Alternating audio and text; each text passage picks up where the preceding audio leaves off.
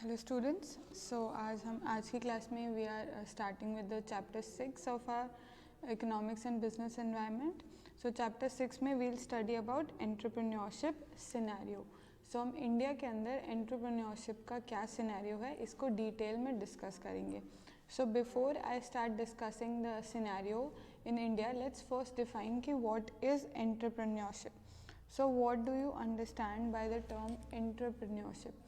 सो इस टर्म को समझने से पहले हमें ये पता होना चाहिए कि एंटरप्रेन्योर क्या होता है। ठीक है, तो एंटरप्रेन्योर क्या होता है, अगर मैं नॉर्मल टेक्निकल डेफिनेशन में ना जाकर नॉर्मली लेमैन लैंग्वेज में बात करूँ तो एंटरप्रेन्योर होता कौन है। तो एंटरप्रेन्योर वो इंडिविजुअल होता है जो किसी भी न्यू बिजनेस की शुरुआत करता है। ठीक है, he is the one starting the any new business. वो उस न्यू बिजनेस की शुरुआत करता है। अब वो शुरुआत करता है तो ओरिजिनल आइडिया जो बिज़नेस आइडिया होता है वो उसका होता है।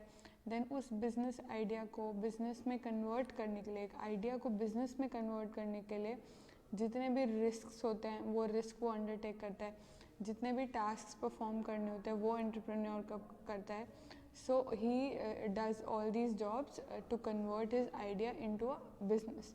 अगर आप नॉर्मल लैंग्वेज में एंटरप्रेन्योर की बात करो तो entrepreneur is that person who creates a new who has a new idea and he does all the jobs to convert that idea into a business. Okay, अब ये definition read कर लेते हैं। An individual who creates a business bearing most of the risks. Now he is the person who bears all the risk related to the business and enjoying most of the rewards. सारे rewards भी entrepreneur enjoy करता है। ठीक है, then now let's define the term entrepreneurship कि entrepreneurship क्या होती है। So entrepreneurship is basically an ability और readiness to develop, organise and run a business. Three terms: develop a business like from having an idea to converting that idea into something, some existing form.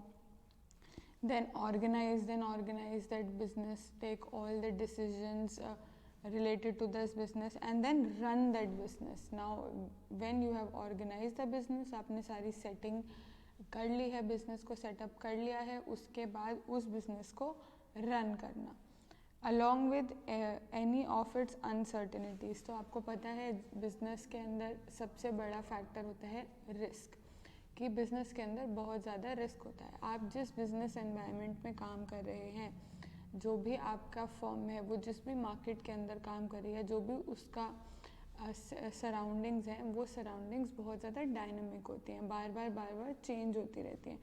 तो वो dynamics change होते रहेंगे, इस वजह से business के साथ रिस्क एसोसिएट होता है।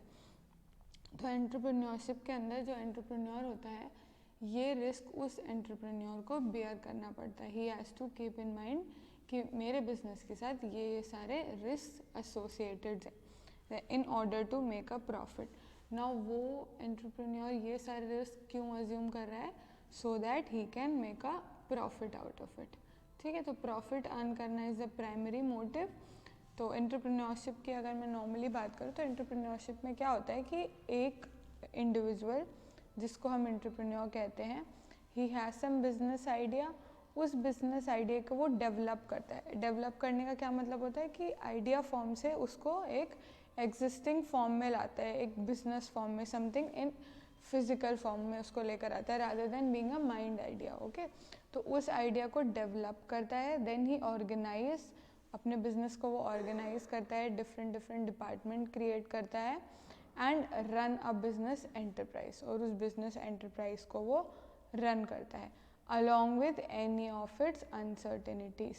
तो उस बिजनेस एंटरप्राइज को डेवलप, ऑर्गेनाइज और रन करने में जितनी भी अनसर्टेनिटीज़ होती हैं, अनसर्टेनिटी हियर मीन्स रिस्क्स, जितने भी रिस्क्स होते हैं उन रिस्क को भी वो बेयर करता है and his aim is to make profit make करने के लिए। अंडरस्टूड? तो ये कंसेप्ट है एंटरप्रेन्योरशिप का। तो हमको जो करना है इस लेसन में, दैट इज़ एंटरप्रेन्योरशिप सिनेरियो।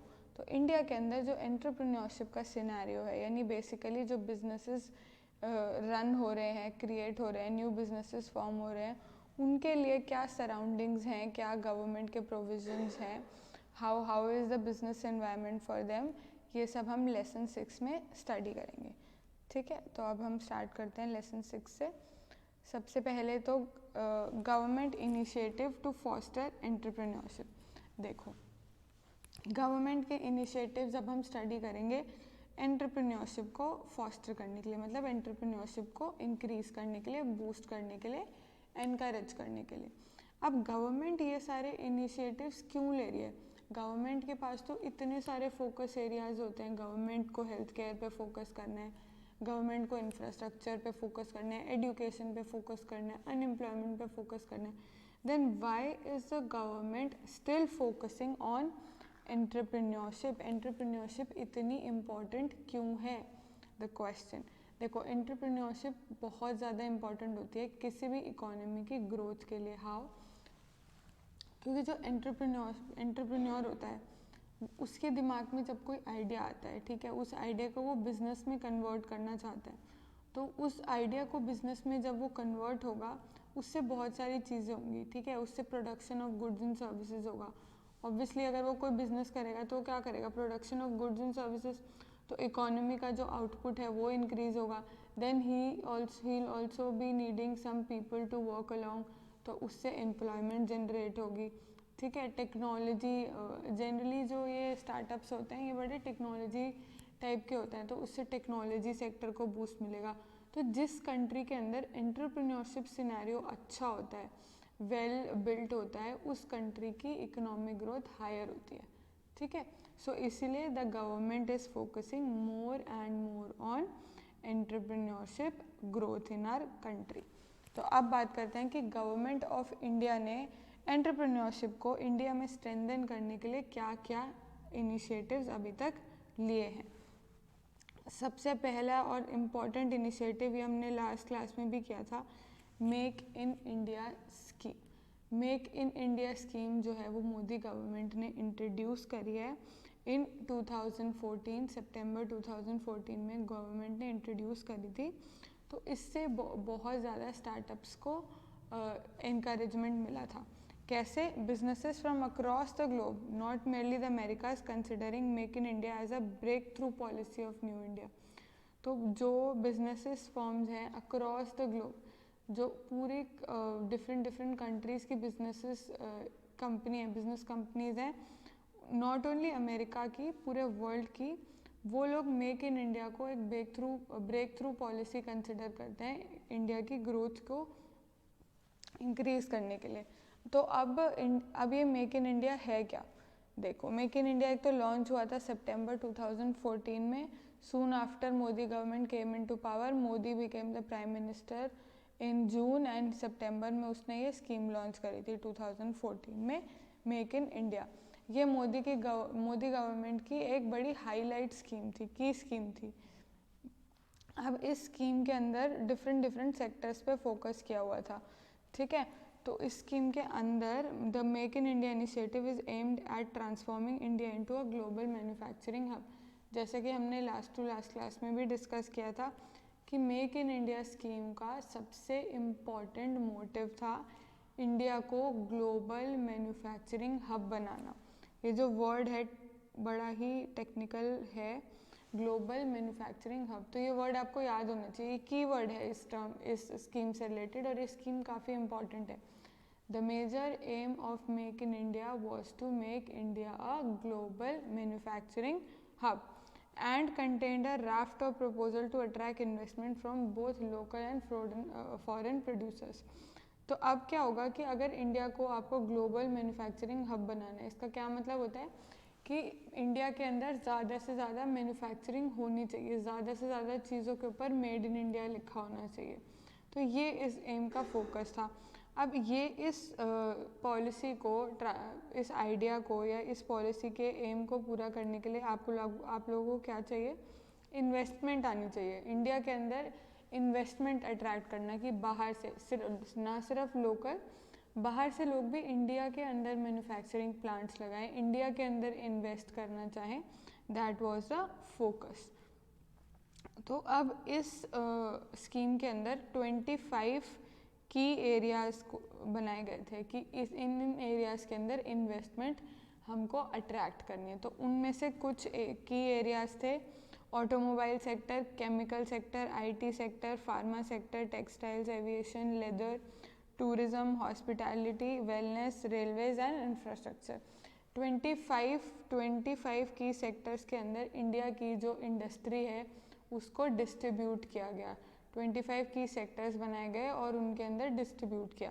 अब उन की सेक्टर्स के अंदर ये कुछ मेन सेक्टर्स थे। तो जैसे अब ऑटोमोबाइल सेक्टर है उसके लिए कुछ different schemes I make in India के अंदर कि अगर आप ऑटोमोबाइल सेक्टर में इन्वेस्ट करेंगे तो आपको टैक्स रिबेट मिलेगी। इस तरीके से 25 की सेक्टर्स के अंदर इंडिया की इंडस्ट्री को सेग्रीगेट किया and the aim was to attract foreign investments as well as local investment. कि बाहर के जो कॉरपोरेट हाउसेज हैं, बाहर की जो कंपनीज़ हैं along with the local company जो इंडिया की ही कंपनीज़ हैं वो ज़्यादा से ज़्यादा मैन्युफैक्चरिंग में इन्वेस्ट करें इन दीज एरियाज़। हाँ, तो अब इस स्कीम के साथ गवर्नमेंट ने जो है वो FDI लिमिट भी इंक्रीज़ कर दी थी in various industries to attract foreign investment and participation. तो जो FDI की लिमिट है उसको भी कम कर दिया था कि अब आप ज़्यादा से ज़्यादा इन्वेस्ट कर सकते हैं इंडिया के अंदर सो दैट बाहर के लोग जो फॉरेन इन्वेस्टर्स हैं they get a chance to invest in India और उनकी उस इन्वेस्टमेंट को एनकरेज करने के लिए। Then it has established an investor facilitation center to assist foreign businesses locate partners and sites. अब इसके अंदर एक और चीज़ इस्टेब्लिश हुई थी that was investor facilitation centre. अब ये इन्वेस्टर फैसिलिटेशन सेंटर जो था ये मेक इन इंडिया के अंदर इस्टेब्लिश हुआ। अब इस इन्वेस्टर फैसिलिटेशन सेंटर का जॉब क्या था? Its job was to assist foreign businesses locate partners and sites. अब बाहर से जो बिजनेसेस इंडिया के अंदर मैन्युफैक्चरिंग प्लांट्स लगाना चाहते हैं उनको हेल्प करना इसका मोटिव था, ताकि वो अब बाहर से कोई बिज़नेस अगर इंडिया के अंदर आना चाहता है, इंडिया के अंदर अगर कोई कंपनी बाहर की कंपनी अपना मैन्युफैक्चरिंग प्लांट लगाना चाहती है तो उसको यहाँ के कुछ लोकल कॉन्टैक्ट्स भी होने चाहिए, कुछ लोकल लोगों के साथ उनको पार्टनर करना पड़ेगा।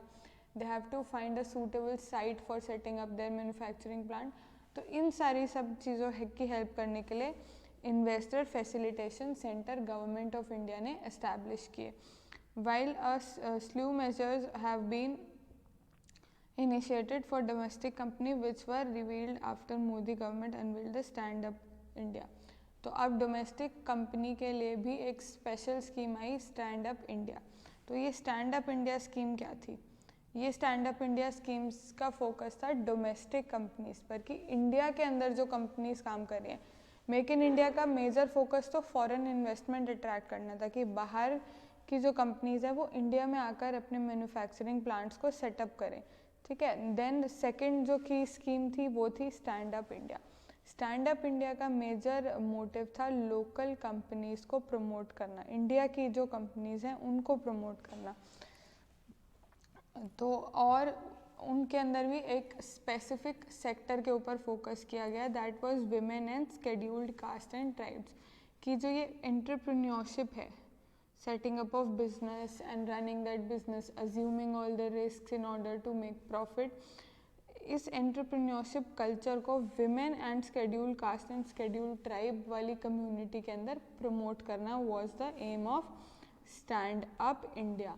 तो आपको इन स्कीम से रिलेटेड कुछ की चीज़ें पता होनी चाहिए। जैसे अगर स्टैंड अप इंडिया के बारे में कुछ पूछा जाए तो आपको ये पता होना चाहिए कि इस स्कीम का फोकस था विमेन पर and SC/ST scheduled caste and scheduled tribe वाली कम्युनिटी पर and its aim was to promote a culture of entrepreneurship among these categories। अब ये स्कीम जो है department of financial service ministry of finance ने anchor करी थी। They were running this scheme, they are still running this scheme. Then stand up India के अंदर है क्या, what is this scheme all about? So it is basically it gives basic bank loans देना of amount 10 lakh to 10 crores। तो 10 लाख से लेकर 10 crores तक के बैंक लोन्स ग्रांट करे जाते हैं to one scheduled caste, one scheduled tribe borrower and at least 1 women borrower पर बैंक ब्रांच। हर बैंक ब्रांच के अंदर एटलीस्ट एक स्केड्यूल्ड कास्ट बोरोवर होना चाहिए, एक स्केड्यूल्ड ट्राइब बोरोवर होना चाहिए और एक विमेन बोरोवर होनी चाहिए। तो दैट वाज द रूल इस स्कीम के अंदर। और ये उनको लोन जो है वो किस लिए ग्रांट किया है? For setting up green field investment, green field investments को सेटअप करने के लिए। तो ग्रीन फील्ड इन्वेस्टमेंट्स क्या होती हैं? What are green field investment? देखो, ग्रीन फील्ड एंटरप्राइज सेटअप करने के लिए, उनको ग्रीन फील्ड एंटरप्राइज सेटअप करने के लिए ये लोन्स दिए जाते हैं। अब एक ग्रीन फील्ड एंटरप्राइज होती क्या? बेसिकली ग्रीन फील्ड एंटरप्राइज वो एंटरप्राइज होती है जो ऐसे एरिया में सेटअप करी जाती है या ऐसे साइट पर सेटअप करी जाती है जो अनयूज्ड साइट है, जिस साइट के ऊपर, जिस लैंड के ऊपर आज तक कोई भी बिजनेस एक्टिविटी या कोई भी प्रोडक्शन एक्टिविटी नहीं हुई। उस साइट पर जब बिजनेस सेटअप किया जाता है तो ऐसे बिजनेस को ग्रीन फील्ड एंटरप्राइज कहते हैं। ऐसी फील्ड जो पहले ग्रीन थी, जिसके ऊपर कोई स्ट्रक्चर नहीं था पहले से, this kind of business is called green field enterprise. तो स्टैंड अप इंडिया का फोकस था to grant loans of 10 lakh and 1 crores to at least 1 scheduled caste borrower, 1 scheduled tribe borrower and 1 women borrower every branch, her branch के अंदर। अब ये जो enterprise है और ये लोन ग्रांट किया है ताकि ये लोग ग्रीन फील्ड एंटरप्राइज सेटअप करें। अब ये specific condition green field enterprise की भी इसीलिए डाली है ताकि बैलेंस्ड रीजनल डेवलपमेंट हो। ऐसे एरियाज़ में जहाँ पे पहले से इंडस्ट्रीज़ नहीं है, पहले से मैन्युफैक्चरिंग प्लांट्स नहीं है, ऐसे एरियाज़ में भी मैन्युफैक्चरिंग प्लांट्स हो। That was the aim. This enterprise में बी इन मैन्युफैक्चरिंग, सर्विसेज और ट्रेडिंग सेक्टर। अब ये जो एंटरप्राइज है, जो ये ग्रीन फील्ड एंटरप्राइज सेटअप करने के लिए लोन ग्रांट किया गया है, ये green field enterprise manufacturing sector की भी हो सकती है, they might be manufacturing something, service sector की भी हो सकती है या फिर ट्रेडिंग सेक्टर की भी हो सकती है। In case of non-individual enterprises, at least 51% of shareholding and controlling stake hold। तो अगर enterprise ऐसी है जो non-individual है, मतलब a group of persons are running it, not a single individual, तो उस केस में ये लोन तभी मिलेगा when more than 51%, मतलब more than half of the people controlling the stake, controlling the affairs of the enterprise are either SC, ST or women entrepreneur। ठीक है, so these are the conditions. तो अब बात कर लेते हैं एलिजिबिलिटी कंडीशंस की, कि स्टैंड अप इंडिया के अंडर अगर किसी भी एंटरप्रेन्योर को लोन चाहिए तो उसके लिए क्या एलिजिबिलिटी कंडीशंस हैं। First and foremost is the entrepreneur should be an SC, ST और a women above 18 years of age। Second, loan under these schemes are available only for greenfield projects। greenfield projects के लिए ही available हैं। I have just explained कि greenfield projects क्या होते हैं। हाँ, तो वैसे यहाँ पे explain भी किया हुआ है। greenfield signifies in this context the first time venture of beneficiary in the manufacturing और सर्विसेज और ट्रेडिंग सेक्टर, की फर्स्ट टाइम उस साइट के ऊपर किसी बिजनेस एंटरप्राइज का सेटअप होना is a green field project. Then third eligibility condition is in case of non-individual enterprises। अगर जो enterprises हैं वो non-individual है, मतलब they are not run by a single individual, multiple individuals उनको run कर रहे हैं, then 51% से ज़्यादा लोग जो उस enterprise को earn कर रहे हैं वो या तो SC होने चाहिए, ST होने चाहिए या women होनी चाहिए।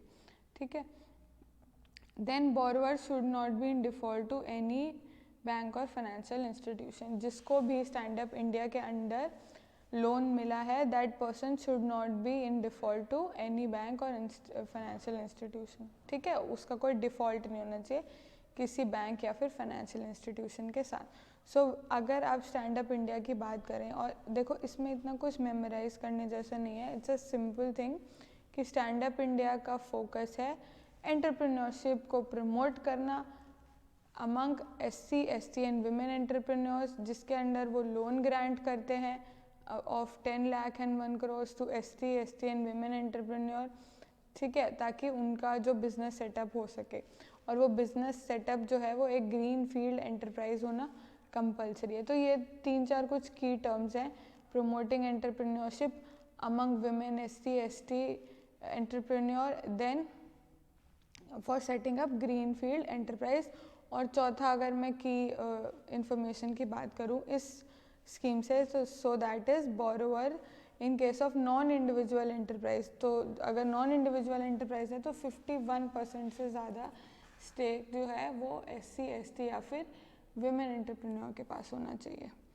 Then let's talk about loan details. अब इस स्कीम के अंदर, स्टैंड अप इंडिया के अंदर जो लोन्स दिए जाते हैं उनके बारे में डिटेल में हम डिस्कस करेंगे। सबसे पहले तो नेचर ऑफ लोन, कि किस टाइप का लोन दिया जाता है। तो इसमें नेचर लिखा हुआ है कॉम्पोजिट लोन। अब कॉम्पोजिट लोन क्या होता है? देखो, लोन बेसिकली होता है टर्म लोन, या तो टर्म लोन आप समझते हो जिसकी ड्यूरेशन लंबी होती है, 10 साल 15 साल के लिए कोई लोन दे दे तो that is a term loan. और दूसरा होता है working capital loan. Working capital loan की ड्यूरेशन 1 साल की होती है, कि बिजनेस को 1 साल तक अपने जो वर्किंग कैपिटल रिक्वायरमेंट्स हैं, अपनी जो शॉर्ट टर्म कैश रिक्वायरमेंट्स है, उन कैश रिक्वायरमेंट्स को मीट करने के लिए वर्किंग कैपिटल लोन दिया जाता है। तो जो स्टैंड अप इंडिया है उसके अंदर कॉम्पोजिट लोन का नेचर है, उसके अंदर जो लोन प्रोवाइड करते हैं वो कॉम्पोजिट लोन है। मतलब वो टर्म लोन भी है, मतलब लॉन्गर टर्म के लिए, लॉन्गर टर्म की रिक्वायरमेंट्स को मीट करने के लिए भी मिलता है, एंड वर्किंग कैपिटल लोन भी मिलता है शॉर्ट टर्म कैश रिक्वायरमेंट्स को फुलफिल करने के लिए। Between 10 lakh and up to 1 lakh, ये हम अभी डिस्कस कर चुके हैं। 10 लाख से लेकर 1 करोड़ तक का लोन मिल जाता है, and the nature of the loan is composite loan. This you all people should remember. Then purpose of the loan. अब लोन को देने का पर्पस क्या है? सो ये हम अब काफ़ी बार डिस्कस कर चुके हैं। Purpose is for setting up a manufacturing concern, या फिर ट्रेडिंग कंसर्न, या फिर सर्विस कंसर्न बाय SC/ST या फिर विमेन एंटरप्रेन्योर। SC/ST या फिर विमेन एंटरप्रेन्योर को ये लोन मिलता है, and the purpose is for setting up of a new enterprise. Then size of the loan. Loan का क्या साइज होना चाहिए? सो 75% जो है कॉम्पोजिट लोन का, 75% composite loan of 75% of the project cost. जो भी प्रोजेक्ट, जिस भी एंटरप्राइज को सेटअप करने के लिए ये कॉस्ट मिला है, उसका 75% inclusive of term loan and working capital. तो जो भी आपको अपने बिजनेस को सेटअप करने के लिए, इंक्लूडिंग टर्म लोन जो आपकी लॉन्ग टर्म रिक्वायरमेंट्स है उनको फुलफिल करने के लिए, एंड वर्किंग कैपिटल लोन जो आपकी शॉर्ट टर्म रिक्वायरमेंट्स हैं उनको फुलफिल करने के लिए, जो भी आपकी प्रोजेक्ट कॉस्ट है उसका 75% का ही आपको लोन मिल सकता है। The maximum limit is 75%। Then the stipulation of loan being expected to cover 75% of the project would not apply if the borrower contribution along with convergent support from any other schemes exceeds 25% of the project cost. So अब इसका क्या मतलब है? इसका मतलब ये है कि अभी हमने स्टडी किया कि स्टैंड अप इंडिया में जो भी प्रोजेक्ट की कॉस्ट है उसका 75% तक का लोन आपको मिल सकता है। फिर इसमें एक और ये भी कंडीशन है कि ये 75% का जो लोन है ये तभी मिलेगा जब जो बोरोवर है जिसको ये लोन चाहिए अपनी एंटरप्राइज सेटअप करने के लिए, जो कि SC/ST या विमेन कोई भी हो सकता है बोरोवर, उसको कोई और स्कीम से, गवर्नमेंट की ही किसी और स्कीम से 25% ऑफ द प्रोजेक्ट कॉस्ट से ज़्यादा का बेनिफिट नहीं मिलता, तो उसे 75% तक का कॉम्पोजिट लोन मिल सकता है। Basically the common sense here is कि अगर 75% का लोन चाहिए तो वो लोन तभी मिलेगा जब आपको अगर कोई और बेनिफिट मिल रहा है वो 25% से कम है तो ही मिलेगा। अगर वो 25% से ज़्यादा है तो आपको 75% का नहीं मिलेगा, फिर वो 75% से कम का मिलेगा। ठीक है। Then interest rate. अब इंटरेस्ट रेट की बात कर देते हैं। अभी तक हम इतनी बार बात कर चुके हैं कि इसमें बैंक लोन प्रोवाइड करता है SC/ST या फिर विमेन एंटरप्रेन्योर को बिजनेस एंटरप्राइज को सेटअप करने के लिए। तो अब इस लोन के साथ इंटरेस्ट रेट क्या है? The rate of interest would be lowest applicable rate of bank for that category. तो हर बैंक के अंदर ना कुछ कैटेगरीज होती है कि इस कैटेगरी जैसे अभी हम बात कर रहे थे ऑटोमोबाइल, एविएशन, मैन्युफैक्चरिंग, तो इस टाइप से बैंक के अंदर कैटेगरीज होती हैं। तो उन कैटेगरीज के अंदर जो लोएस्ट एप्लीकेबल रेट है, ठीक है, उस रेट पर बैंक जो है वो स्टैंड अप इंडिया में लोन प्रोवाइड करता है।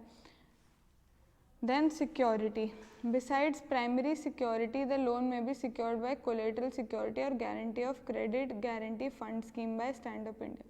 अब ये जो कोई भी बैंक अगर लोन देता है तो उसके लिए बैंक जो है वो सिक्योरिटी मांगता है, ठीक है, सिक्योर्ड लोन देता है ना बैंक, तो अगर वो सिक्योरिटीज़ का क्या प्रोविज़न है, तो अगर स्टैंड अप इंडिया के अंडर कोई प्रोजेक्ट को बैंक लोन मिल रहा है तो प्राइमरी सिक्योरिटी जो है वो कोई भी कोलेटरल सिक्योरिटी हो सकती है। आप अपने बैंक लोन के साथ कुछ भी अटैच कर सकते हैं अपना पर्सनल, या फिर there is this scheme credit guarantee fund scheme for stand up India. अब इस स्कीम के अंडर ये लोग भी गारंटी प्रोवाइड करते हैं बैंक्स को कि आप इनको लोन ग्रांट कर दीजिए, अगर इनकी तरफ से कोई भी डिफ़ॉल्ट होगा तो we will be the responsible person. अब बात करते हैं रीपेमेंट की, कि स्टैंड अप इंडिया के अंदर जो लोन मिलता है उसका रीपेमेंट का क्या सिनेरियो है। तो जो the loan is repayable in 7 years, 7 years के अंदर जो लोन है वो रीपेबल होता है with a maximum moratorium period of 18 months. 7 years के अंदर आपको वो लोन वापस करना पड़ता है और मैक्सिमम 18 मंथ्स का आपको एक्स्ट्रा टाइम मिल सकता है अगर आप 7 ईयर्स के अंदर लोन वापस नहीं करते। फिर बात करते हैं वर्किंग कैपिटल की। अब वर्किंग कैपिटल के लिए अगर आपको फाइनेंशियल रिक्वायरमेंट है तो मैक्सिमम 10 लाख तक का ही आपको लोन मिलेगा वर्किंग कैपिटल की रिक्वायरमेंट्स को पूरा करने के लिए। देन रुपे डेबिट कार्ड्स भी इशू किए जाएंगे। These are the debit cards used to withdraw cash. Working capital limit above 10 lakh to be sanctioned by cash credit limit. अगर आपको वर्किंग कैपिटल की लिमिट बढ़ा के 10 लाख से ज़्यादा करानी है तो आपको अपनी कैश क्रेडिट लिमिट इंक्रीज करानी पड़ेगी। Then let's talk about margin money.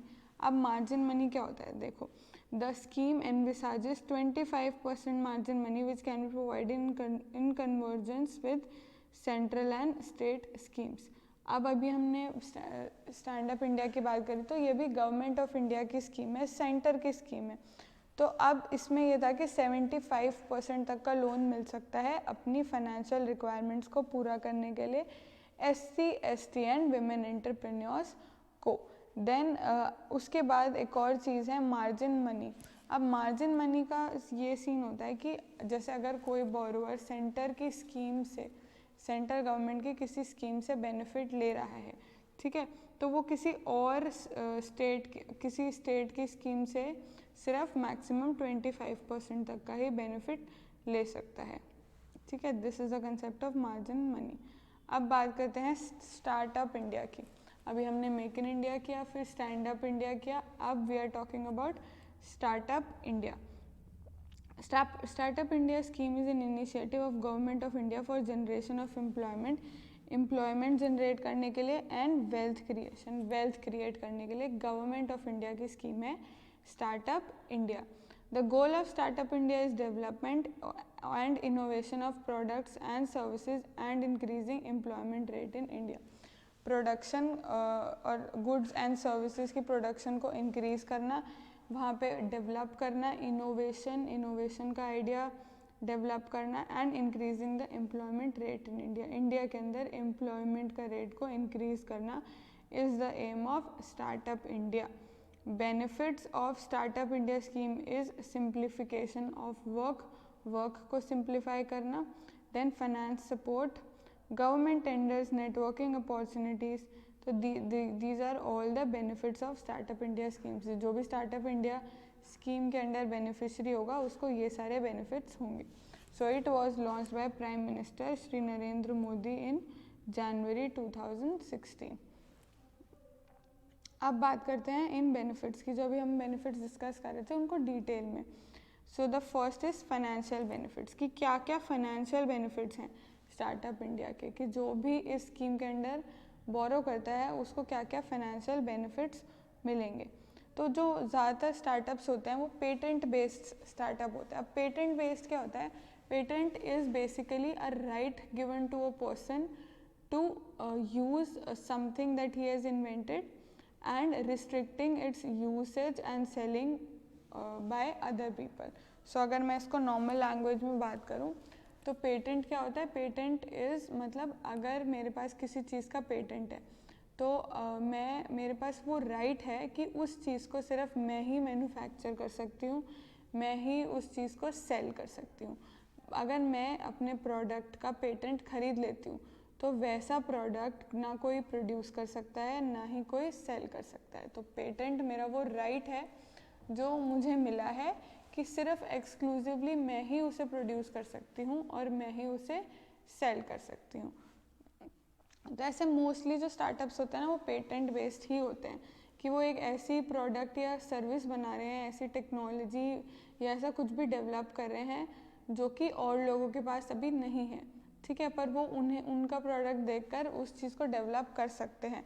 तो इसीलिए स्टार्टअप्स को अपने प्रोडक्ट्स और गुड्स और सर्विसेज या फिर बिजनेस को पेटेंट कराना पड़ता है ताकि बाकी लोग उस आइडिया या फिर उस प्रोडक्ट को यूज़ ना कर सकें. तो that is most of the startups are patent based. अब इट मीन्स दे प्रोड्यूस और provide unique good and services. मतलब वो जो गुड्स एंड सर्विसेज प्रोवाइड करते हैं दैट आर यूनिक और कोई भी उन गुड्स एंड सर्विसेज को ना ही प्रोड्यूस कर रहा है, ठीक है, ना ही सेल कर रहा है. Then in order to register their patents they have to incur a heavy cost which is called the patent cost. अगर वो कोई unique good and services produce करते हैं तो उनको उस गुड एंड सर्विस को पेटेंट कराना पड़ता है ताकि बाकी लोग जो, क्योंकि अगर वो उन्होंने कुछ गुड्स या सर्विस प्रोड्यूस करी है विच इज़ यूनिक, जो कि यूनिक है, बाकी लोग नहीं कर रहे, तो उस गुड्स या फिर उस सर्विस के प्रोडक्शन के अंदर उनकी बहुत ज़्यादा मेहनत है. ठीक है, उन्होंने अपने आइडिया को डेवलप किया, टेक्नोलॉजी यूज़ की, इतने सारे रिसोर्सेज फंड्स यूज़ करके उसको एक यूनिक गुड या फिर सर्विस की पोजीशन तक लाया. तो अब बाकी लोग उस गुड्स या सर्विस को कॉपी करके ना सेल करने लग जाएं, इसलिए उनको अपना गुड या सर्विस को पेटेंट कराना पड़ता है. अब पेटेंट कराने के लिए पेटेंट कॉस्ट देनी पड़ती है which is very heavy. It is a very heavy cost, patent cost. अब जो ये स्टार्टअप इंडिया स्कीम है हमारी, इसके अंदर गवर्नमेंट ऑफ इंडिया ने क्या किया कि गवर्नमेंट अब 80% रिबेट देती है पेटेंट कॉस्ट पर, कि आपकी जो भी पेटेंट कॉस्ट, पेटेंट कराने की जो कॉस्ट है, हम उस पर आपको 80% रिबेट देंगे. ठीक है, more over the process of patent registration and is related faster for them. तो जो भी पेटेंट रजिस्ट्रेशन का प्रोसेस होता है वो स्टार्टअप्स के लिए काफ़ी फास्ट होता है. ठीक है, also the government pays the fees of the facilitator to obtain the patent. तो जो फैसिलिटेटर होता है, जो ये सारी लीगल फॉर्मेलिटीज़ करता है ताकि किसी भी बिजनेस का जो गुड्स एंड सर्विसेज है वो पेटेंट हो जाए, उसकी जो फीस होती है वो भी गवर्नमेंट ही देगी. So you see the benefits given to the beneficiary of startup India. अब बात करते हैं second benefit which is income tax benefit, कि इनकम टैक्स का क्या बेनिफिट मिलता है. Startups enjoy a good amount of benefits under income tax head. अब इनकम टैक्स के अंदर भी उनको काफ़ी ज़्यादा बेनिफिट्स मिलते हैं. गवर्नमेंट ने जो है वो 3 ईयर के इनकम टैक्स की एग्जेम्पशन दी हुई है पोस्ट देयर इनकॉर्पोरेशन ईयर.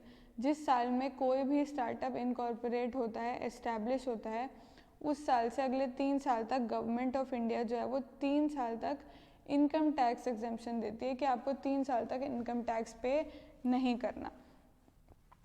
ठीक है, बस ये उन्हीं स्टार्टअप्स को मिलती है जो कि एक सर्टिफिकेट ऑब्टेन करते हैं फ्रॉम इंटर मिनिस्ट्रियल बोर्ड. तो आपको इंटर मिनिस्ट्रियल बोर्ड से एक सर्टिफिकेट लाना होता है, उसके बाद गवर्नमेंट ऑफ इंडिया आपको 3 साल तक इनकम टैक्स पेमेंट से एग्जेम्पशन ग्रांट करती है. अब बात करते हैं रजिस्ट्रेशन बेनिफिट्स की.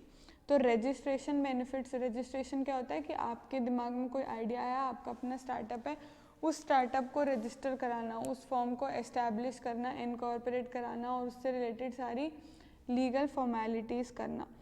उस अरीना में भी स्टार्टअप इंडिया के अंदर बहुत ज़्यादा बेनिफिट्स गवर्नमेंट देती है. अब ये बेनिफिट्स क्या हैं?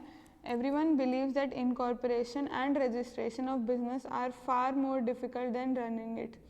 ठीक है, तो जो किसी भी बिजनेस को रजिस्टर कराना, उस शुरू की लीगल फॉर्मेलिटीज़ कराना और इनकॉर्पोरेशन उस बिज़नेस का कराना is very difficult. It is because of the long and complex process.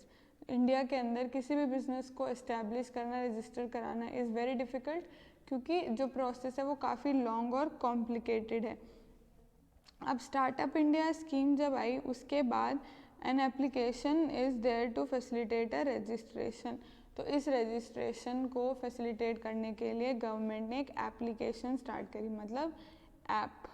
अब एक ऐप है जिसके अंदर जो आपको हेल्प करती है अपने बिजनेस को रजिस्ट्रेशन कराने में। A single meeting is arrange with the startup India hub. अब स्टार्टअप इंडिया हब भी एक ऑर्गेनाइजेशन सी बनाई है जो कि हेल्प करती है डिफरेंट स्टार्टअप्स को रन करने के लिए, एस्टैब्लिश करने के लिए। उनको अगर किसी भी तरीके की प्रोफेशनल हेल्प चाहिए होती है तो स्टार्टअप इंडिया हब जो है वो उस टाइप की हेल्प उनको प्रोवाइड करता है। अब बात करते हैं गवर्नमेंट टेंडर्स की। Everyone seeks to acquire government tender because of high payments and large projects. अब गवर्नमेंट टेंडर्स जो हैं, गवर्नमेंट अपने प्रोजेक्ट से रिलेटेड टेंडर नोटिस निकालती है, टेंडर या तो उस everyone wants to acquire those government tenders, क्योंकि उसमें क्या होता है कि पेमेंट्स जो हैं वो काफ़ी हाई होती हैं, और जो गवर्नमेंट के प्रोजेक्ट्स होते हैं वो एक लार्ज प्रोजेक्ट्स होते हैं, लॉन्ग प्रोजेक्ट्स होते हैं, तो उनको काफ़ी लंबे टाइम तक के लिए काम मिल जाता है। इसलिए गवर्नमेंट टेंडर्स बहुत ज़्यादा अट्रैक्टिव होते हैं इन्वेस्टर्स के लिए। But it is not easy to acquire government tender. Under this scheme the startups get priority in getting government tenders. तो गवर्नमेंट टेंडर्स के लिए तो हर बिजनेस और कॉरपोरेट या इंडिविजुअल लेवल पे सभी लोग अप्लाई करते हैं, जो छोटे छोटे बिजनेसमैन होते हैं। तो गवर्नमेंट टेंडर्स की एप्लीकेशन के अंदर स्टार्टअप्स को प्रायोरिटी दी जाएगी under startup India. Also they are not required to have any prior experience. तो इस टेंडर के लिए रजिस्टर करने के लिए उनको ऐसी कोई रिक्वायरमेंट नहीं है कि उनके पास प्रायर एक्सपीरियंस होना चाहिए सिमिलर टाइप ऑफ वर्क करने का। Then huge networking opportunities. अब गवर्नमेंट स्टार्टअप इंडिया के अंदर बहुत ज़्यादा नेटवर्किंग अपॉर्चुनिटीज़ मिलती है स्टार्टअप्स को। अब ये नेटवर्किंग अपॉर्चुनिटीज़ क्या होती है कि डिफरेंट लोग आपके बिजनेस के लिए एक नेटवर्किंग अपॉर्चुनिटी हो सकते हैं। मतलब ऐसे लोगों के साथ नेटवर्क डेवलप करना that they might help you with your business. तो networking opportunity means the opportunity to meet with various startup stakeholders at a particular place and time. एक पर्टिकुलर प्लेस और टाइम पर आपको आपके startup से related different stakeholders से meet करने की अपॉर्चुनिटी मिलती है। The government provides in this opportunity by conducting 2 startups fest annually. अब गवर्नमेंट ताकि प्रोस्पेक्टिव इन्वेस्टर्स जो इन्वेस्ट करना चाहते हैं और स्टार्टअप्स जिनको इन्वेस्टमेंट की ज़रूरत है वो लोग एक दूसरे से मिल सकें, इसके लिए गवर्नमेंट जो है वो 2 स्टार्टअप फेस्ट कराती है। स्टार्टअप फेस्ट मतलब एक तरीके से इट्स अ प्रोग्राम, साल में 2 बार गवर्नमेंट कराती है, सो दैट जो स्टार्टअप के स्टेक होल्डर्स हैं, द प्रपोजिव जो इन्वेस्टर्स हैं, they meet the actual startup owners. Then registration of the startup can only be done by following type of companies. अब स्टार्टअप इंडिया के अंदर सिर्फ 3 टाइप की कंपनीज जो हैं वो इसके बेनिफिट्स ले सकती हैं। फर्स्ट इज़ पार्टनरशिप फर्म्स को ये बेनिफिट मिल सकता है।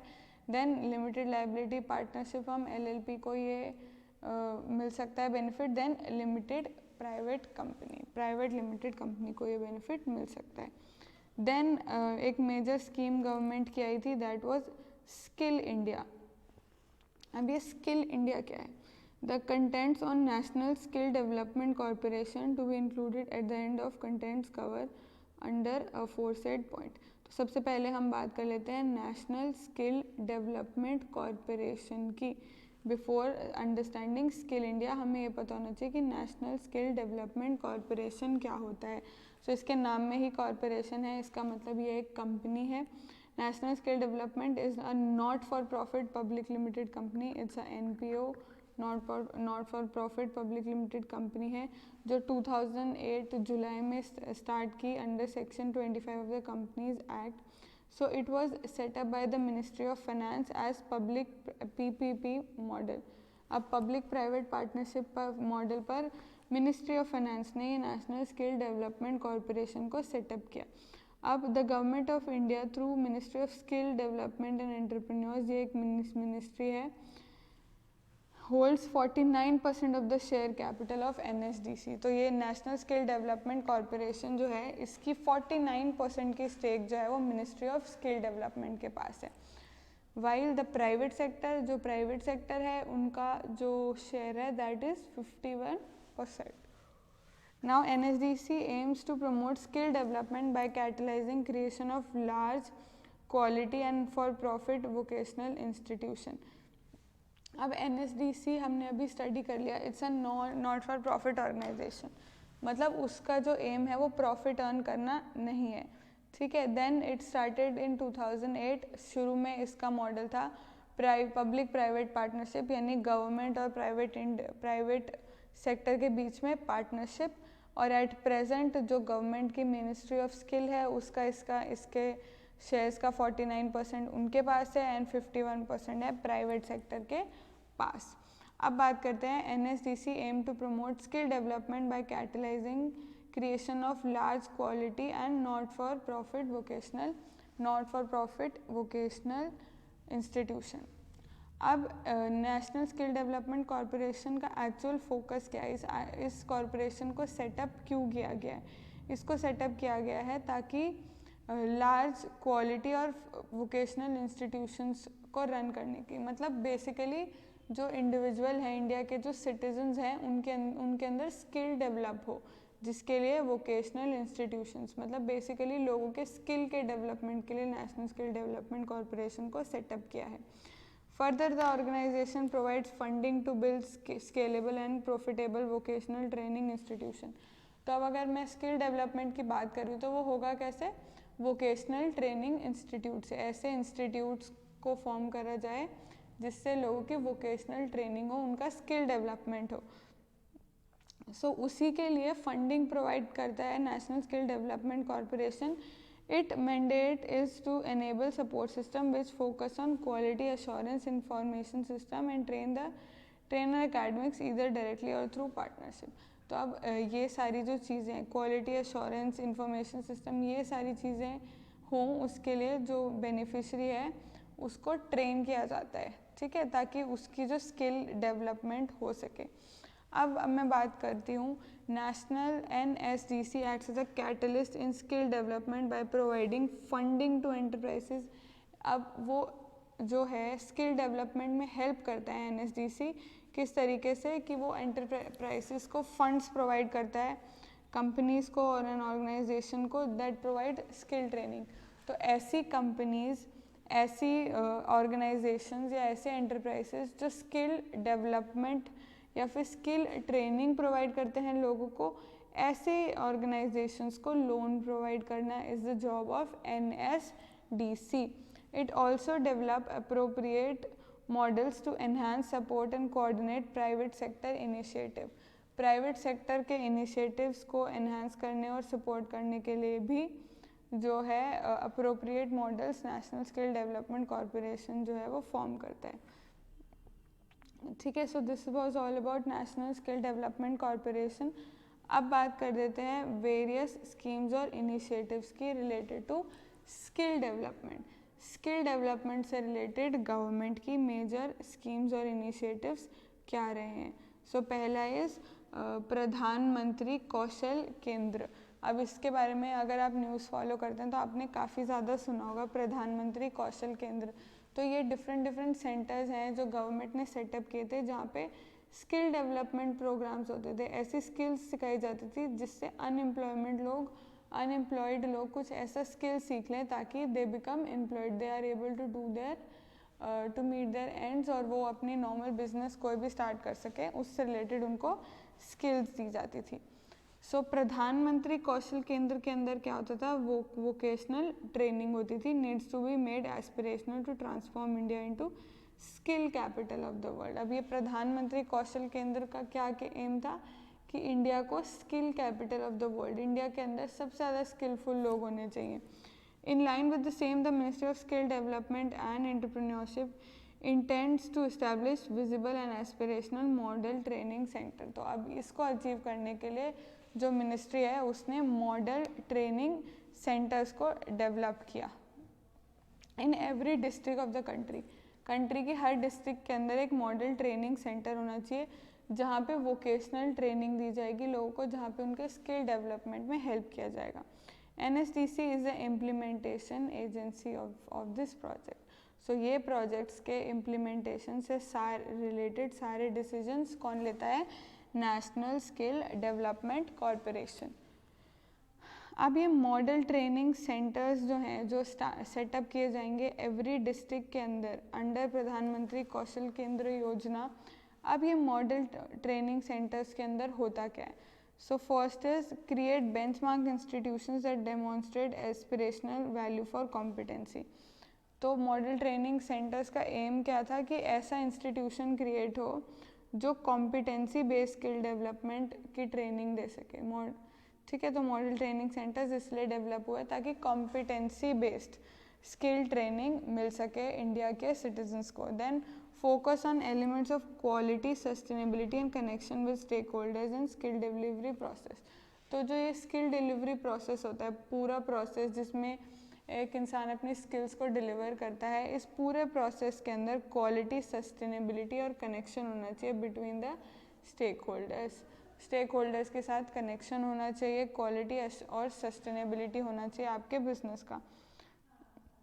Then transform from a mandate driven footloose model to a sustainable institutional model. तो जो ये पहले मॉडल काम कर रहा था in promoting the entrepreneurship culture, that was mandate driven, मतलब जो भी रिक्वायरमेंट्स हैं वो उन रिक्वायरमेंट्स को बस पूरा कर लो, एक्चुअल रिजल्ट क्या है क्या नहीं है उससे कोई मतलब नहीं। Now mandate driven footloose model से हम कहाँ गए? सस्टेनेबल इंस्टीट्यूशनल मॉडल, कि इस ऐसे इंस्टीट्यूशनल को हम क्रिएट करें दैट आर सस्टेनेबल, ताकि वो लॉन्गर रन में भी सस्टेन कर सके। अब बात करते हैं फंडिंग सपोर्ट की। अब फंडिंग सपोर्ट किस तरीके से नेशनल स्किल डेवलपमेंट कॉरपोरेशन जो है वो प्रोवाइड करता है? सबसे पहले कैपिटल एक्सपेंडिचर। तो किसी भी बिजनेस का आपको पता है कैपिटल एक्सपेंडिचर होता है, मतलब जो नॉर्मल ऐसी चीज़ों को एक्वायर करने में के लिए जो खर्चा होता है जो लॉन्ग टर्म में बिजनेस को बेनिफिट देती है, दैट इज़ कैपिटल एक्सपेंडिचर। तो नेशनल स्किल डेवलपमेंट कॉरपोरेशन जो है वो कंसेशनल रेट पर, कंसेशनल रेट मतलब जो बाकी बैंक्स दे रहे हैं उससे कम रेट पर लोन प्रोवाइड करता है पर सेंटर। ठीक है, हर सेंटर पर up to 75% of the project investment. तो जो भी प्रोजेक्ट है उसके अंदर जितनी भी इन्वेस्टमेंट जानी है उसका मैक्सिमम 75% तक का लोन प्रोवाइड करता है NSDC। अब ये प्रोजेक्ट की जो इन्वेस्टमेंट है, जो हम कह रहे हैं कि टोटल प्रोजेक्ट इन्वेस्टमेंट का सिर्फ 75% तक जो है NSDC देता है लोन। अब ये प्रोजेक्ट इन्वेस्टमेंट की जो कॉस्ट की बात हो रही है जिसका हम 75% निकाल रहे हैं, दैट कॉस्ट जो है वो रिलेटेड टू किस चीज़ से रिलेटेड होनी चाहिए? ट्रेनिंग इंफ्रास्ट्रक्चर से रिलेटेड होनी चाहिए कि मशीनरी, प्लांट और इक्विपमेंट को एक्वायर करने की। Then training aid and other associate items. Then civil works including setting up of prefabricated structures and रिटोरिएट। तो एक स्ट्रक्चर क्रिएट करना, ये सब तो हमें पता ही है कि ये सारी कैपिटल एक्सपेंडिचर होती है। देन फंडिंग सपोर्ट दे रहा है NSDC फॉर कैपिटल एक्सपेंडिचर आपकी लॉन्ग टर्म कैपिटल रिक्वायरमेंट्स को मीट करने के लिए, and also for operations support, कि डेली आप जो ऑपरेशंस कर रहे हैं उनमें भी आपको सपोर्ट प्रोवाइड करेंगे। देन ऑपरेशंस सपोर्ट में क्या है? The sustainability of the centres will be assured against dedicated training numbers under प्रधानमंत्री कौशल विकास योजना और इट्स सक्सेसर ट्रीम। तो इसमें बेसिकली क्या होगा कि ट्रेनिंग नंबर्स प्रोवाइड किए जाएंगे हर सेंटर पर। ठीक है, तो उस सेंटर पे आपको जो भी ऑपरेशंस, जो अपने बिजनेस को normally day to day run करने के लिए, अपने ऑपरेशंस को करने के लिए जो भी आपका ऑपरेशंस सपोर्ट है वो आपको प्रधानमंत्री कौशल विकास योजना में जो कौशल केंद्र हैं उनसे वो सपोर्ट आप ले सकते हो। Then international skill training. अब country's ability and potential for growth is determined by the size of its youth population। उस कंट्री के अंदर कितनी ज़्यादा यंग पॉपुलेशन है उसका साइज़ डिसाइड करता है कि कंट्री की एबिलिटी और पोटेंशियल ग्रोथ कितनी हो सकती है। अब जो इंडिया की आज यूथ है दैट और यूथ यंग पॉपुलेशन जो है, हम बोल रहे हैं कि भी किसी भी कंट्री की एबिलिटी टू ग्रो और पोटेंशियल टू ग्रो डिसाइड करता है कि उस कंट्री के अंदर यंग पॉपुलेशन का साइज़ कितना है। अब यंग पॉपुलेशन जो है, अगर हम बात करें कि यंग पॉपुलेशन इतनी इम्पॉर्टेंट है, तो वो यंग पॉपुलेशन जो है वो मोटिवेटेड होनी चाहिए, स्किल्ड होनी चाहिए, ठीक है, ताकि रैपिड प्रोग्रेस हो सके। सो इंडिया में इसके लिए इंटरनेशनल लेवल पर भी स्किल ट्रेनिंग दी जाती है। मतलब बाकी सारी कंट्रीज़ के अंदर भी इस तरीके के इंटरेक्शन सेशंस वगैरह लगाए जाते हैं जिसमें इंडिया के जो एंटरप्रेन्योर्स हैं उनकी इंटरनेशनल लेवल पर स्किल ट्रेनिंग हो सके।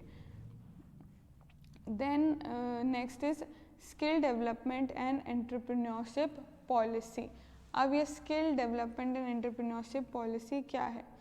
अब देयर इज़ हम बात कर रहे हैं कि स्किल डेवलपमेंट, तो स्किल डेवलपमेंट की बहुत ज़्यादा नीड है, ठीक है। अगर किसी भी कंट्री की जो वर्कफोर्स होती है वो स्किल्ड होती है तो उस कंट्री का इकोनॉमिक प्रोडक्शन जो है वो काफ़ी ज़्यादा हाई होता है। So there is this imperative need for skill development in our country. National skill development policy जो है वो 2009 में फॉर्मुलेट हुई थी ताकि स्किल डेवलपमेंट हो सके। अब बात करते हैं कि ये नेशनल स्किल डेवलपमेंट पॉलिसी है क्या। इसके अंदर जो प्राइमरी मोटिव था वो ये था कि जो स्किल्स हैं, जो एट प्रेजेंट कंट्री के अंदर स्किल्स हैं, लोगों का जो स्किल सेट है उसको बहुत ज़्यादा स्पीड के साथ इम्प्रूव करना, उसकी क्वालिटी का, उसके लेवल को एक नॉच हाई लेकर जाना, and sustainability, the skill set should be sustainable, it is able to sustain. Then बात करते हैं प्री डिपार्चर ओरिएंटेशन ट्रेनिंग। अब given the need to orient potential migrant workers with regard to language, culture, do's and don'ts in the destination country। तो अभी हम international training की बात कर रहे हैं कि इंडिया के जो एंटरप्रेन्योर्स हैं उनको इंटरनेशनल लेवल पर ट्रेनिंग दी जाएगी। तो उसी लिए जो माइग्रेंट वर्कर्स हैं जो दूसरी डेस्टिनेशन में जाकर, दूसरी कंट्री में जाकर काम करते हैं, उनको एक ओरिएंटेशन ट्रेनिंग प्रोवाइड करना before they depart from the country. इस कंट्री से दूसरी कंट्री तक जाएं उससे पहले उनको एक ओरिएंटेशन ट्रेनिंग दी जाए जिसके अंदर उनको जिस भी कंट्री में वो जा रहे हैं उसकी लैंग्वेज, कल्चर, वहाँ के डूज एंड डोंट्स की नॉलेज दी जाए, एंड उनको इमिग्रेशन प्रोसेस और वेलफेयर मेजर्स से भी हेल्प करना। Then pre departure orientation training जो है वो मिनिस्ट्री ऑफ एक्सटर्नल अफेयर्स ने with collaboration with ministry of skill development के साथ लॉन्च किया। A longer variant of PDOT that is 160 hours were offered. तो ये 160 आवर्स की ट्रेनिंग प्रोवाइड की जाती है to make the migrant workers aware of the language, culture of the country they are going to. वहाँ के क्या डूज एंड डोंट्स हैं, वहाँ पे क्या कैसे क्या चीज़ें वर्क करती हैं, इससे रिलेटेड सारी ओरिएंटेशन ट्रेनिंग प्रोवाइड करना। अब बात करते हैं टेक्निकल इंटर्न ट्रेनिंग प्रोग्राम। अब this programs basically promotes international collaboration through transfer of skills, technology and knowledge among the participating countries. So ये बेसिकली एक प्रोग्राम होता है जिसमें डिफरेंट कंट्रीज से पार्टिसिपेंट्स आते हैं अपनी नॉलेज को, अपनी टेक्नोलॉजी को, अपने स्किल्स को शेयर करने के लिए। सो इस प्रोग्राम का फोकस होता है कि स्किल्स, नॉलेज और टेक्नोलॉजी शेयर हो सके। It offers training to the workers for a specific period 3 to 5 years in Japan's industrial society. तो जो भी इस स्कीम का बेनिफिशियरी होता है, जो भी इसमें सेलेक्ट होता है, उसको 3 से 5 साल तक की ट्रेनिंग मिलती है जापान की इंडस्ट्रियल सोसाइटी में। सो बेसिकली इंटरनेशनल लेवल पर नॉलेज, स्किल्स और टेक्नोलॉजी का sharing is under the technical internal training programme. Then let's talk about investment in physical infrastructure. So physical infrastructure के अंडर भी investment होना बहुत ज़्यादा ज़रूरी है, क्योंकि जब फिजिकल इंफ्रास्ट्रक्चर डेवलप होता है किसी भी कंट्री का, उस कंट्री के अंदर एंटरप्राइज को सेटअप करना, एंटरप्राइज को डेवलप करना और एंटरप्राइज को रन करना बहुत ज़्यादा ईजी हो जाता है। और अगर किसी कंट्री के अंदर एक प्रॉपर फिजिकल इंफ्रास्ट्रक्चर सेटअप नहीं होता है तो all these task become very difficult. और एक अच्छा physical infrastructure also attracts foreign capital and foreign investors. तो फॉरेन इन्वेस्टर्स भी ऐसी कंट्री में इन्वेस्ट करना चाहते हैं जहाँ पे फिजिकल इंफ्रास्ट्रक्चर जो है वो काफ़ी ज़्यादा अच्छा हो। तो उसी फिजिकल इंफ्रास्ट्रक्चर को डेवलप करने के लिए गवर्नमेंट का अगला फोकस है इन्वेस्टमेंट इन फिजिकल इंफ्रास्ट्रक्चर, ताकि ज़्यादा से ज़्यादा बाहर के लोग इंडिया के अंदर स्पेंड करें, इंडिया के अंदर इन्वेस्ट करें, जिससे इंडिया का जो एंटरप्रेन्योर्स हैं, इंडिया के जो स्टार्टअप्स हैं, इंडिया की जो एंटरप्राइजेज हैं, उन सबको बेनिफिट मिले। India's infrastructure development has not kept with pace with economic growth as it continues to be beleaguered by perennial problems. तो हमें as we all know India का infrastructure is not up to the mark. So उस चीज़ को overcome करने के लिए the government is investing more and more in infrastructure projects. तो infrastructure India का develop करना is very important in order to promote a healthy culture of entrepreneurship. Then next बात करते हैं need for entrepreneurship in India. अब India के अंदर entrepreneurship की क्या नीड है, why do we need entrepreneurship in our country. So basically entrepreneurs को ना चेंज एजेंट्स कहा जाता है। They bring the right change in the process of industrial and economic development of an economy. किसी भी इकोनॉमी के development के लिए, इंडस्ट्रियल डेवलपमेंट के लिए entrepreneurs are considered changing agent. They bring the change. Their premium mobile role that entrepreneurs play in promoting industrial and economic development is well adduced across the country.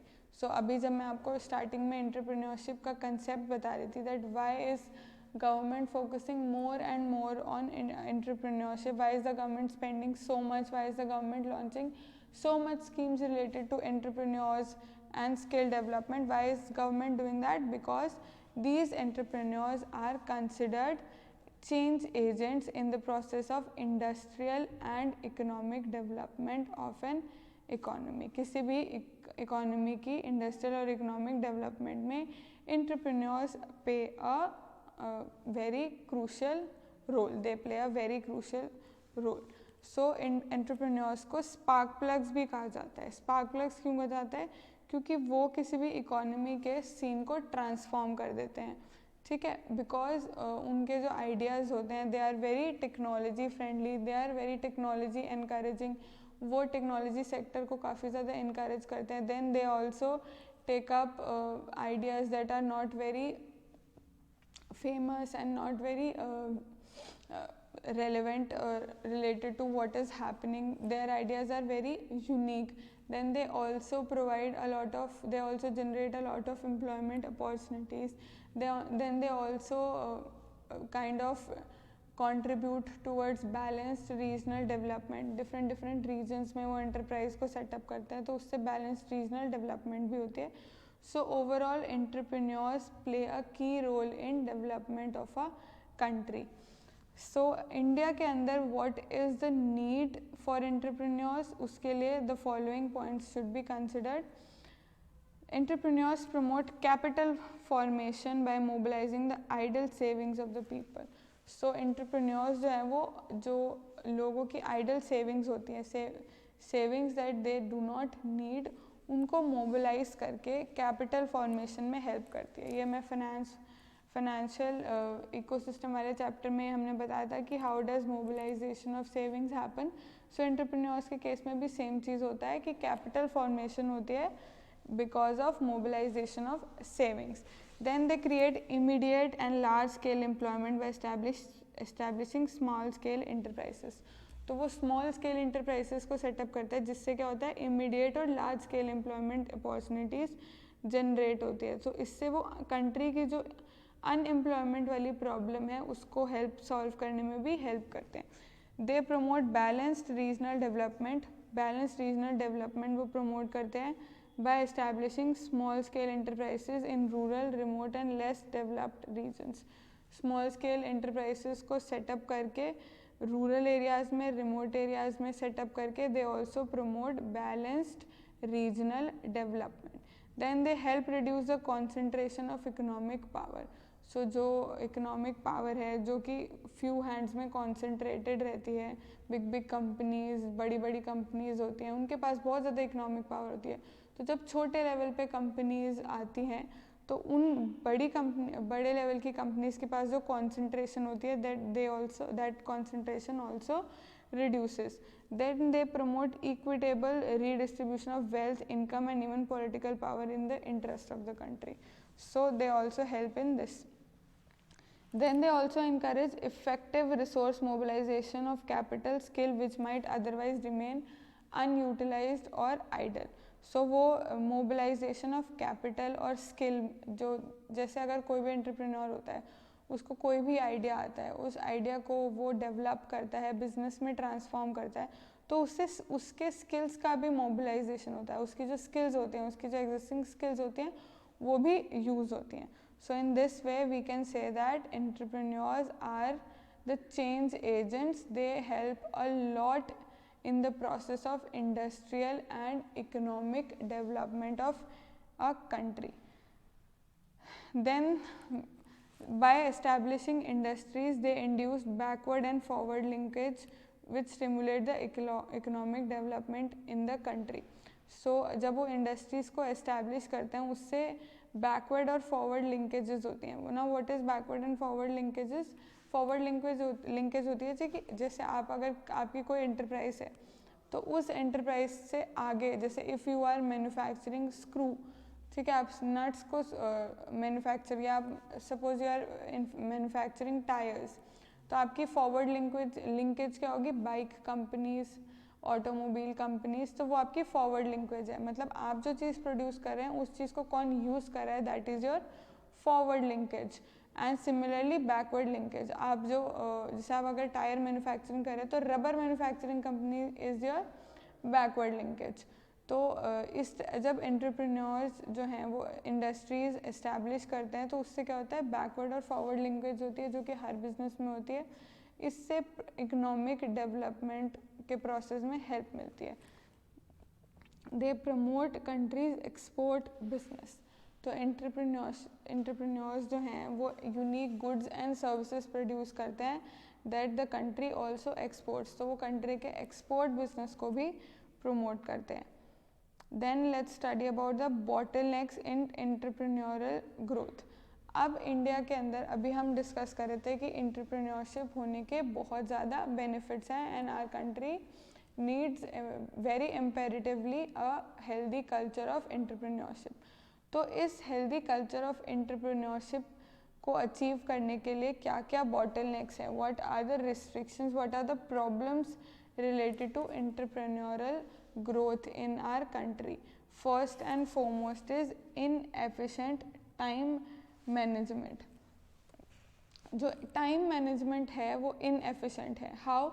Most entrepreneurs think on infinite time scales as though they have plenty of time to achieve their goals. तो generally जो entrepreneurs होते हैं जिनके पास business ideas होते हैं, ये तो आप लोगों ने भी नोटिस किया होगा, उनको ऐसा लगता है कि हाँ कर लेंगे, कभी जब टाइम होगा तब ये वाला बिज़नेस तो मैं ज़रूर करूँगा, मेरे को ये वाला बिज़नेस करने का बहुत मन है, मेरे पास एक बहुत अच्छा आइडिया है, कभी टाइम हुआ तो ये ज़रूर ट्राई करेंगे. So this attitude is very inefficient. इसकी वजह से इंडिया के अंदर एंटरप्रेन्योर ग्रोथ नहीं आ रही, बिकॉज जिन लोगों के पास अच्छे बिजनेस आइडिया हैं they are thinking that they have plenty of time, कि उनके पास बहुत टाइम है अपने गोल्स को अचीव करने के लिए. ठीक है, whereas time is the most valuable resource. Time सबसे ज़्यादा वैल्यूएबल रिसोर्स होता है. ठीक है, इसको अगर एंटरप्रेन्योर्स जो है इफ़ेक्टिवली यूज़ नहीं करेंगे then it creates a bottleneck in the entrepreneurial growth of our country. So this laid back attitude that they have a lot of time to achieve their business goal, to start their business, to convert their business idea into something. So this attitude is leading to inefficient time management by the entrepreneurs. Then lack of money, तो जो लोग actually बहुत ज़्यादा enthusiastic होते हैं, बहुत ज़्यादा encouraged होते हैं कि उनको अपने बिजनेस आइडिया को बिजनेस में कन्वर्ट करना ही है, उनको अपना बिजनेस करना ही है, उनके साथ मोस्टली ये प्रॉब्लम होती है that they do not have sufficient funds to establish their business.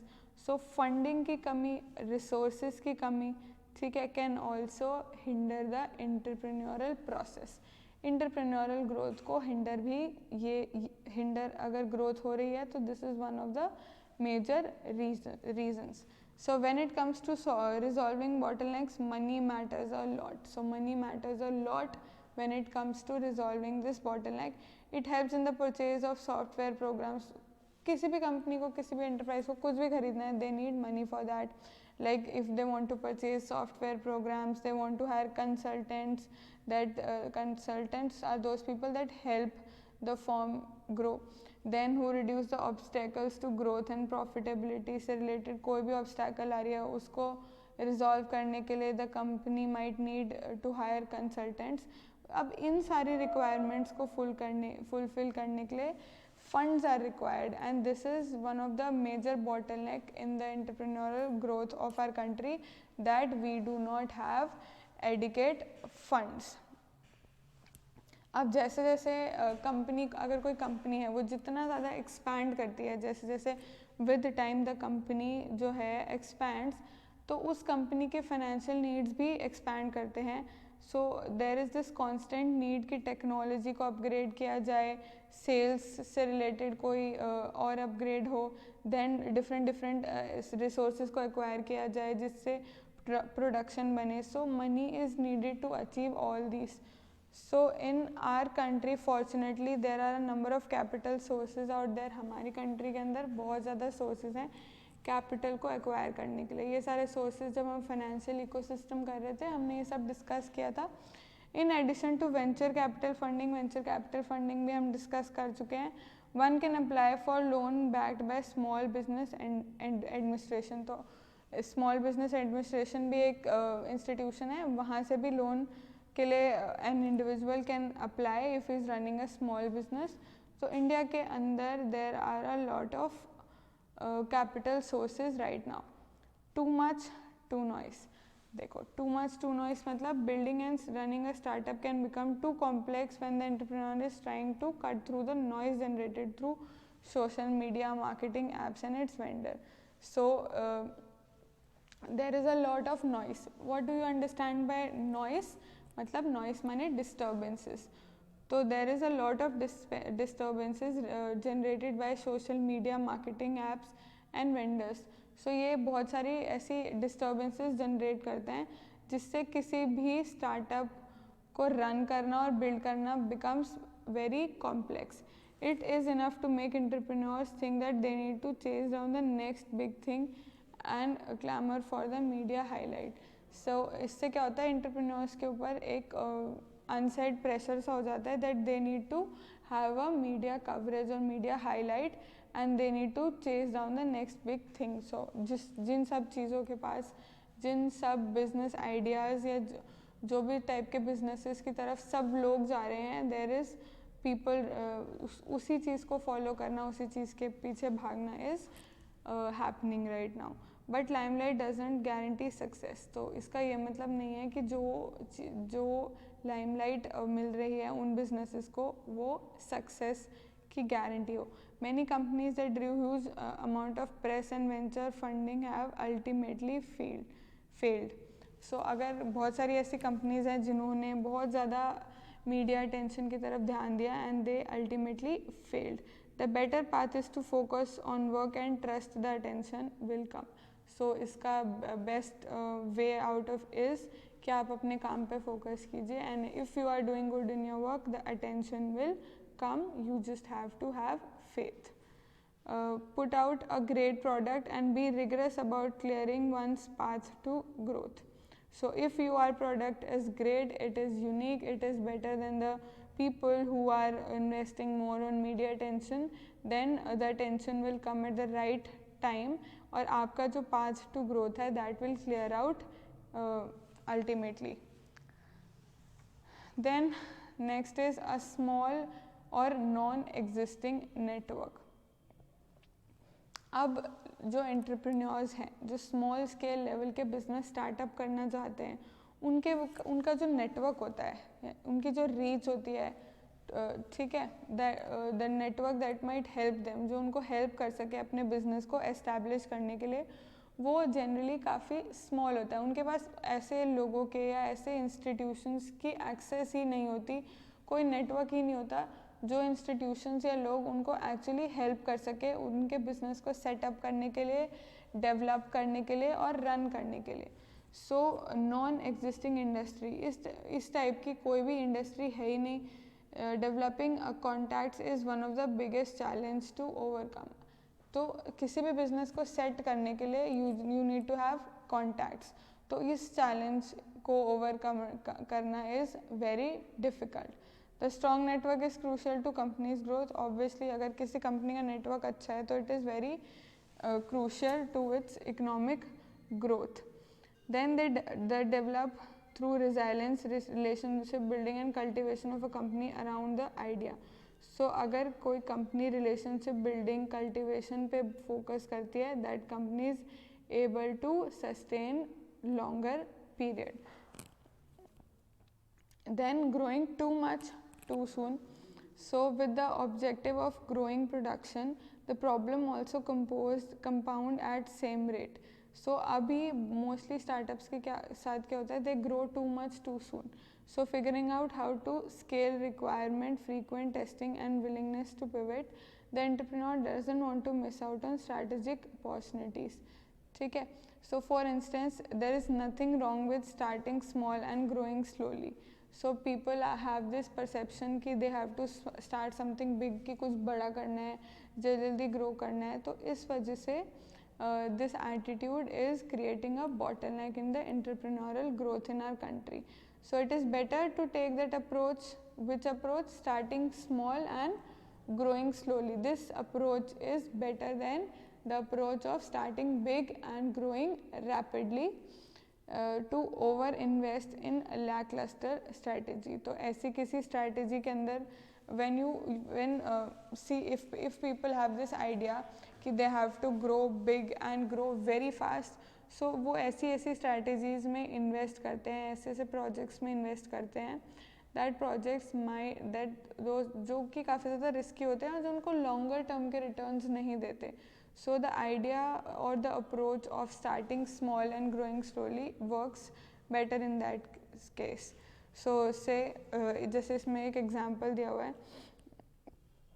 when Groupon, a US-based startup, started the concept of online couponing. Online couponing का कंसेप्ट अब तो काफ़ी ज़्यादा फेमस हो गया है इन 2008. तो ग्रूपॉन ने यूएस के अंदर 2008 के अंदर ये ऑनलाइन कूपनिंग का कंसेप्ट स्टार्ट किया था. It was a tremendous hit. शुरुआत में it was a tremendous hit, but Groupon focus too much on customer acquisition and not enough on customer retention. पर उन लोगों ने कस्टमर्स को अक्वायर करने के ऊपर बहुत ज़्यादा अटेंशन पे की रादर देन कस्टमर रिटेंशन की. जो कस्टमर्स उन्होंने एक्वायर कर लिए हैं वो अब उनके पास ही रहें, इसके ऊपर उन्होंने फोकस नहीं किया. So when the company rushed to scale, अब कंपनी का रश जो था वो टू स्केल था, मतलब कि हमें अपना स्केल बढ़ाना है, ज़्यादा से ज़्यादा कस्टमर्स को एक्वायर करना है. It hadn't dealt with the preexisting issues. So जो उनके एग्जिस्टिंग इशूज़ थे उनके साथ उन्होंने डील नहीं किया. So with in months of filing IPO in 2011, Groupon shares price plunged from $20 to $9. तो विद इन मंथ्स, कुछ ही मंथ्स हुए थे उनको IPO फाइल करे हुए और उनके प्राइसेस ऑलमोस्ट हाफ हो गए, 20 से 9% तक आ गए. So as common as these issues are, startup founders are actually the biggest bottleneck in their own business. So अभी हम बॉटलनेक्स की बात कर रहे थे कि क्या क्या बॉटलनेक्स हो सकते हैं स्टार्टअप्स के लिए. सो अभी हमने काफ़ी सारे इश्यूज़ किए. उसके बाद we can say that startup founders are actually वो अपने बिजनेस के लिए खुद ही बॉटलनेक्स हैं, क्योंकि उनका जो अप्रोच है, उनका जो माइंडसेट है, उनका जो अप्रोच टूवर्ड्स ग्रोथ है, that impacts their business in a very heavy way. So they believe they have to do everything themselves. वो ये बिलीव करते हैं कि हर काम उनको खुद ही करना है. And they try to charge through problems on their way to growth, Hence, there is a strong need to create strong internal bond and decentralization systems. So, इस वाली प्रॉब्लम को सॉल्व करने के लिए there is a strong need to create internal bonds, ठीक है, and decentralisation system. ये system के डिसेंट्रलाइजेशन सिस्टम क्रिएट करने का यहाँ पे क्या लॉजिक है? जिस डिसेंट्रलाइजेशन बेसिकली क्या होता है कि डिवीजन ऑफ पावर, कि एक इंडिविजुअल ही सारे डिसीजंस ना ले, तो उस डिवीज़न ऑफ पावर का एक कल्चर होना चाहिए. वो स्टार्टअप को कैसे हेल्प करेगा? क्योंकि जब कोई डिसीजंस डिफरेंट इंडिविजुअल्स मिलके लेते हैं, that decision is considered more reliable and it can be trusted more. कि वो होता है ना कि ज़्यादा से ज़्यादा लोगों की राय लेनी चाहिए, तो इसलिए डिसेंट्रलाइजेशन सिस्टम का क्रिएट करना भी बहुत ज़्यादा ज़रूरी है. So with this chapter your entrepreneurship scenario is done. So इस एंटरप्रेन्योरशिप सिनेरियो के अंदर बेसिकली अगर मैं मेजर चीज़ों की बात करूँ जो आपको करनी है, वो है ये सारे initiatives, make in India, stand up India, startup India. Then you have to do national skill development corporation से रिलेटेड उसका एस्टैब्लिशमेंट, उसके सारे फंक्शंस, ठीक है. Then you have to do need for entrepreneurship in India, कि India के अंदर entrepreneurship की क्या नीड है, या how does entrepreneurship help in economic growth of any country. Then you have to do the entrepreneurial scenario या entrepreneurial growth के जो बॉटलनेक्स है जो हम अभी डिस्कस कर रहे थे. So with this your chapter is done. Let's do some MCQs. According to Dash, a 30 million youth will enter the labor force by 2025. So labor force की ये report है, that is by Indian Labour Report. Then the Stand Up India scheme is managed by which of the following ministry? We just did it, Ministry of Finance.